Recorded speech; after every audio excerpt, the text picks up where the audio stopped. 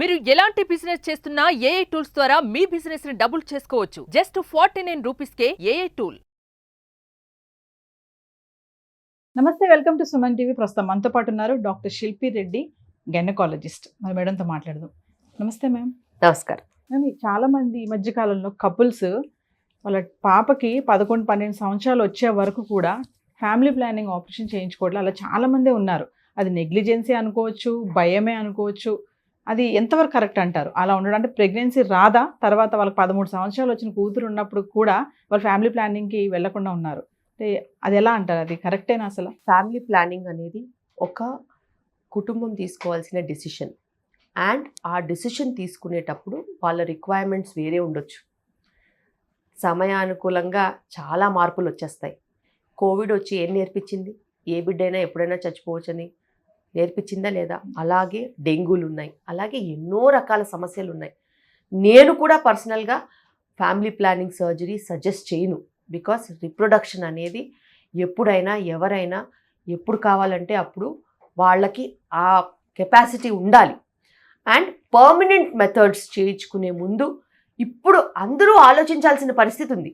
ఎందుకంటే రకరకాల జబ్బులు వస్తున్నాయి. ఎప్పుడు ఏ బిడ్డ లైఫ్లో ఉంటుందో, సేఫ్టీ ఉంటుందో లేదో తెలీదు. టీనేజ్ పిల్లలు కూడా యాక్సిడెంట్ అయి చనిపోయిన వాళ్ళు ఉన్నారు.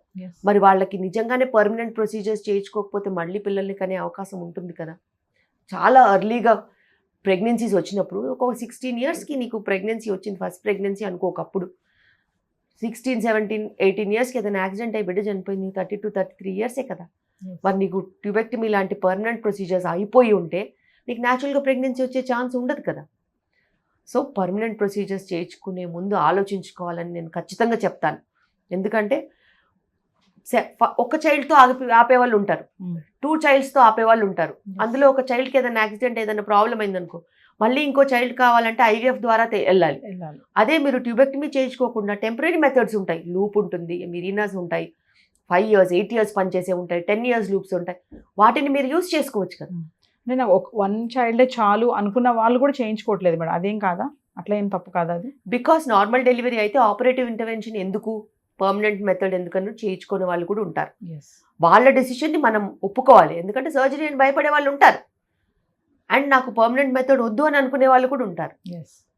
సో వాళ్ళకి కాంట్రసెప్షన్ మీద నమ్మకం ఉన్నంత వరకు, డాక్టర్ వాళ్ళని కరెక్ట్గా గైడ్ చేసేంత వరకు మనం కంగారు పడాల్సిన అవసరం లేదు. మీరు ఇందాక లూప్ అన్నారు కదా మేడం, ఆ లూప్ అనేది ఎప్పుడెప్పుడు చేంజ్ చేసుకో, అంటే ఎన్ని ఇయర్స్ వరకు అది వర్కౌట్ అవుతుంది? కాపర్టీస్ అనేవి 3 years కాపర్టీస్ ఉన్నాయి, 5 years కాపర్టీస్ ఉన్నాయి, 10 years కాపర్టీస్ కూడా ఉన్నాయి.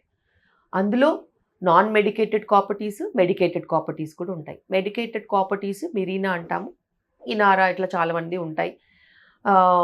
అందులో మనము చూసుకున్నట్టు అయితే మనకి దానివల్ల లైనింగ్ థిక్గా రాకపోవడం, ఓవర్ బ్లీడింగ్ సమస్యలు రాకపోవడము, ఎడినోమయోసిస్, ఎండోమెట్రియోసిస్ ఇట్లాంటి కొన్ని ప్రాబ్లమ్స్ కొంచెం కంట్రోల్ చేయడం, ఫైబ్రాయిడ్స్ని కంట్రోల్ చేసే కెపాసిటీ ఉంటుంది. సో అలా మిరీనాస్ చాలా ఎక్కువగా ప్రమోట్ చేస్తున్నాం మేము. LNG, లివోనార్జెస్ట్రాల్ రిలీజింగ్ సిస్టమ్ అంటాము. అయితే అవి ఇప్పుడు చాలా ఎక్కువగా ప్రమోట్ చేస్తున్నాం. ఎందుకంటే 8 years కాంట్రసెప్షన్ ఉంటుంది అందులో. మెడికేటెడ్ బెనిఫిట్స్ 5 years ఉంటాయి, కాంట్రసెప్షన్ 8 years ఉంటాయి. అదే కాకుండా 10 years కాపర్టీస్ కూడా ఉంటాయి నాన్ మెడికేటెడ్ దాంట్లో.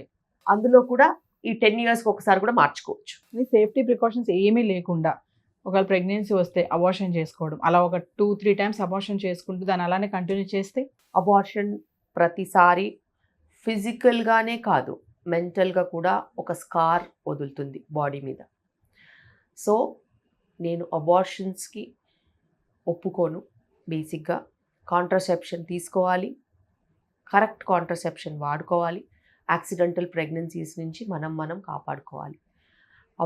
ప్రతి అబార్షన్ ఒక బేబీని చంపినంత పాపం ఉంటుంది. కాబట్టి అది బాడీకి హామ్ చేస్తుంది, మైండ్కి హామ్ చేస్తుంది. దాని స్కార్ తర్వాత తెలుస్తుంది. అండ్ అది మనని జీవితకాలం వెంటాడి చూపించిన రోజులు కూడా మేము చూసాం. ఆ ట్రామాని అనుభవిస్తూ ఆ ట్రామా వదిలేయలేక బాధపడిన వాళ్ళని కూడా చూసాం. కాబట్టి వీ డోంట్ ఎంకరేజ్. మేము ఫైనల్లీ 1 question మేడం, ఈ ఫ్యామిలీ ప్లానింగ్ అనేది ఉమెన్సే ఎందుకు చేయించుకోవాలి, మెన్స్ ఎందుకు చేయించుకోరు? ఏమని అంటే మేము చేసుకోకూడదు, మేము ఫ్యూచర్లో బరువులు ఎత్తలేము, పెద్ద పెద్ద పనులు చేయలేము అని చెప్పి అక్కడి నుంచి తప్పించుకుంటా ఉంటారు. మీరే చేయించుకోండి అని ఉమెన్స్ మీద తోసేస్తూ ఉంటారు కదా. మీరేం చెప్తారు దీని మీద? మెన్సా ఉమెన్సా అంటే family planning operation? Family planning operation అనేది ఎవరైనా చేయించుకోవచ్చు first of all. Second thing, కన్సిస్టెంట్గా మంచి రిజల్ట్స్, స్మాల్ ఇన్సిషన్ లేకుండా, సూచర్స్ లేకుండా, కష్టం లేకుండా హాఫ్ డేలో వెళ్ళిపోయి నార్మలైజ్ అయ్యే టెక్నిక్ అనేది మెన్కే చాలా ఈజీ టెక్నిక్స్ ఉన్నాయి. అండ్ సేఫ్టీ వైజ్కి కూడా మెన్కి వ్యాసెక్టమీయే చాలా safe and that's a permanent method. And tubectomy అనేది again it's a major surgery కిందనే వస్తుంది. మైనర్ అనుకున్నప్పుడు కానీ మేజర్ సర్జరీ, అబ్డమిన్లో వెళ్ళి ట్యూబ్స్ని లాక్ చేయాలి. కాబట్టి ఆల్వేస్ నాకు చాయిస్ ఇస్తే మెన్కే మేము సజెస్ట్ చేస్తాము. అండ్ అలా పాతకాలంలో మెన్ లాగా ఇప్పుడు లేరు. They are going ahead and getting their tubectomies, vasectomies done and they are open about it. ఇప్పుడు ఎప్పుడైతే రెస్పాన్సిబిలిటీస్ ఈక్వల్గా వచ్చాయో, అండర్స్టాండింగ్ ఈక్వల్గా ఉందో, అర్థం చేసుకునే మనస్తత్వం ఉంటే ఇప్పుడున్న మగవాళ్లే ముందుకెళ్ళి చేయించుకుంటున్నారు.